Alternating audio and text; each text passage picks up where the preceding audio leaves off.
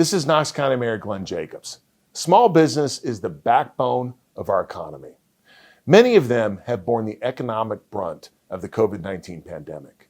So please join me during these segments as we learn more about these businesses, which are owned by our friends and neighbors, about the people they employ, about how the pandemic has impacted them, and about their plans for the future. We offer all kinds of fashion for all ages. We pride ourselves in a grandmother coming in and finding something for herself and then having her granddaughter with her and also finding something for her. So we just have a wide variety of selection here at JOSIE'S. And it's interesting because you have the salon in one section and boutique in another section. How did that come about? Daughter-in-law was graduating from hair school and we leased this big, large building and we're like, what are we going to do in there? How are we going to fill that place up? And I thought, bam, we'll do a hair salon. So that's how it all started. And it's been a great combination. We have at the boutique 10 employees. There's four or five full-time people. The rest are part-time. And then in the salon, we have several girls that are working in the salon for us, as well as several independents in the salon. And that's the sign of a great entrepreneur, is someone who has a business or starts a business and then looks at the market and figures out where things are going and kind of adjusts. So how has COVID-19 impacted your business, but both the salon and the retail side of things? Oh, it was a big hit in the beginning. When it first hit, that was right in our busiest time. Josie and I had done huge buys for Easter, graduation, weddings. So this whole store was full of dresses and we're shut down, we're at home. Nobody's going to graduation, nobody's going to Easter Sunday to church. So it was a big hit. Did you guys already have an online platform set up? I assume that you did. We have a great presence online and it's growing. That's kind of where our focus is at JOSIE'S. We love our store here in Powell. We love how big it is. We love how many people shop this store from Knoxville, but we really are focusing on our online presence. We're talking about your ability to adjust to different markets. And one of the things that you did when COVID hit was you all started selling, do you make the masks? Do you sell them, right? So all of my vendors, I started getting emails. So we got on those first pre-orders and it was scary. I think my first order was around $10,000 and I thought, oh my gosh, what if these things don't sell? What are we gonna do?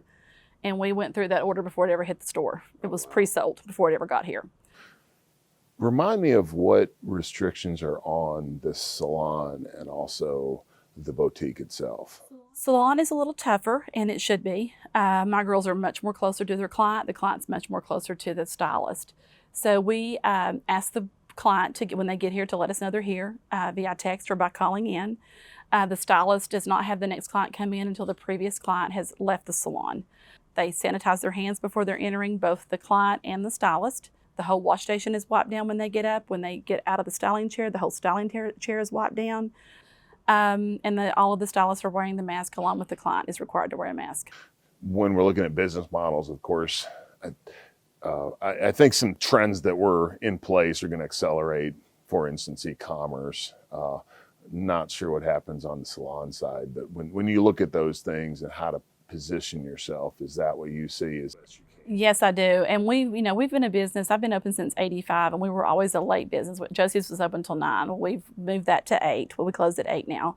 And I see that staying in place. I don't see ever going back to 9. Shopping, when they get off from work and they go home, they shop online. They don't go out and shop stores like they used to late at nighttime. And then we're also faced with a big game day coming up.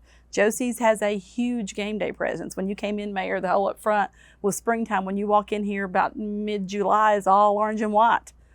That's interesting. How much does Tennessee football impact you guys? For a while, they were talking about maybe having to cancel the season. And women like to have a place to go, and they love to have on a pretty outfit. So if they're going to a tailgate, or they're going to a game to watch at somebody's house, or if they're going to Neyland Stadium, that's a huge part of our business.